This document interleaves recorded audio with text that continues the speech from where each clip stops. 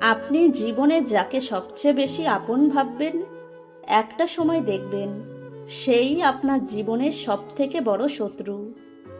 আপনি ঠিক সেখান থেকেই ধোঁকা খাবেন, যেখানে আপনি সবথেকে বেশি প্রত্যাশা রাখবেন। প্রিয় মানুষগুলো সবসময় সুযোগ সন্ধানী হয়ে থাকে। সুখের সময় তারা কাছে থাকলেও খারাপ সময় আসলেই তাদের আসল রূপ চেনা যায়। দুঃখ, কষ্ট, মনের আশা পূরণ না হওয়া সবই জীবনের অংশ। দিন শেষে এগুলোকে মেনে নিতেই হবে।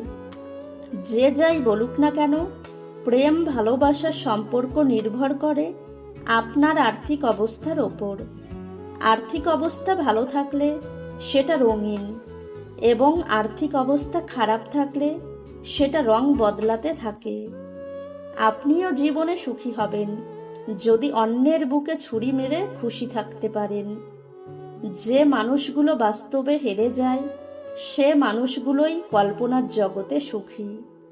একটি সম্পর্ক নষ্ট করার জন্য অবহেলাই যথেষ্ট, কিন্তু দিন শেষে আমরা দুহাত ভরে অবহেলাই করি। আমরা কখনোই কাউকে ক্ষমা করতে পারি না, শুধু একরাশ অভিমান বুকের ভেতর জমা রাখি। জীবনের খারাপ সময় কাউকেই পাশে পাবেন না। যদি কাউকে পেয়ে থাকেন, তাহলে আপনার ভাগ্য ভালো।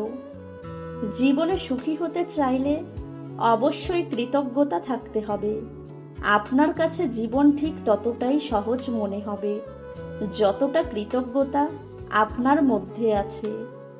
আমরা খুব সহজে যা পেয়ে যাই তার মূল্যায়ন করি না, কিন্তু যখন সেটা হারিয়ে যায় সেটার জন্য আফসোস করি। পাতা ঝরার আগে যেমন পাতার রং বদলে যায়, তেমনি কিছু কিছু মানুষ বদলানোর আগে তাদের কথার ধরন বদলে যায়।